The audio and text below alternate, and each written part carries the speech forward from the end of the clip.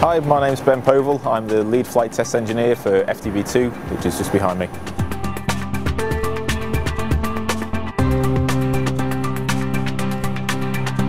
We're here to talk about natural icing testing, which we're currently carrying out on FTV2. It's the first time we carry out natural icing testing on the CSeries program. It's a part of the certification testing for every aeroplane that's in service at the moment today.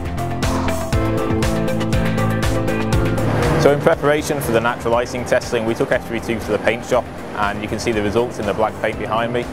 We have two shades of the black paint. There's the matte black, we're using that for the icing testing.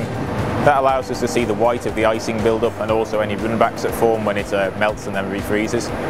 You can also see the gloss black paint on the nacelles, the tail and above the APU bay.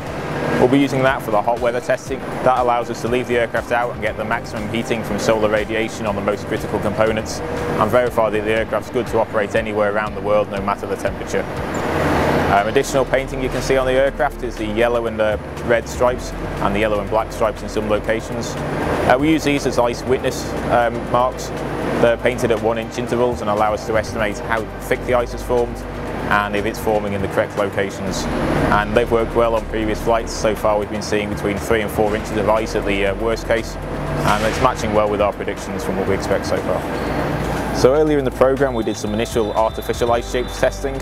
In that case we put the styrofoam shapes on the wings that simulate what we expect the ice buildup to look like, and that's purely a handling test to ensure the aircraft handles correctly with that ice on.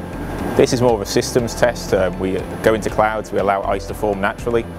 We see that the anti-ice system can stop it from accreting, that it accretes in the shapes that we expected for artificial ice shapes, and also there's no differences to the handling quality of the aircraft with the natural ice as opposed to the artificial ice shapes. So in order to find the natural ice conditions, we take advantage of a weather forecasting service from Ben Bernstein of Leading Edge Aviation. He operates out of Colorado, helps us with our briefs and also in flight through our sat phone communications, and he guides us to the best conditions of icing. And our operating area is quite often around the Great Lakes, between 5,000 and 15,000 feet. In clouds we're looking for different types of icing, so we look at droplet size, water content, and there's particular conditions that we want to see called the Appendix C. We need to experience a good range of those in order to certify the aircraft for use in service. So one of the special features we have on FTV2 for the icing trials is what's called the Cloud Combination Probe, and that's the gold probe you can see on the aircraft behind me. This consists of 4 instruments which measure liquid water content and droplet size, and we use them to verify where we are within the Appendix C. We use a variety of combinations of the instruments depending on what we're seeing, which have the best accuracy at that time. And they measure the droplet size and liquid water content with a variety of instruments, including lasers, optical methods, and what's called a hot wire probe.